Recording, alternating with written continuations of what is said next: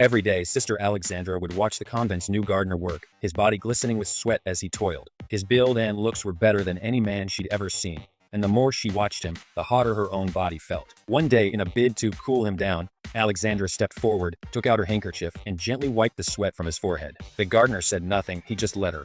Eager to get even closer, Alexandra offered to help him with his work, but she barely lifted a finger before she made an excuse, saying she was too hot to go on. With that, she took off her nun's wimple, her eyes burning with desire as she looked at him. Finally, she whispered an apology, then leaned in and kissed him. To her surprise, the gardener didn't resist or push her away. Instead, he kissed her back, matching her passion. But just as things were about to heat up further, the convent's bells rang out, shattering their moment of bliss. Alexandra had no choice but to pull away, straighten her habit, and hurry off. Through it all, the gardener never said a single word. It wasn't that he didn't want to, he couldn't. You see, at this convent, he was pretending to be deaf and mute. Not long before, this gardener had been Maceto, a slave in a noble lord's household. Thanks to his striking good looks, the lord's wife had doted on him, showering him with attention. But one day, the wife had thrown herself at Maceto in the courtyard, and the lord had walked in on them. Furious, the lord ordered his men to seize Maceto and turn him into a woman as punishment. Terrified, Maceto fled the castle, barely escaping the guards. After shaking off his pursuers, he stumbled upon a priest who was stuck in a ditch and needed help.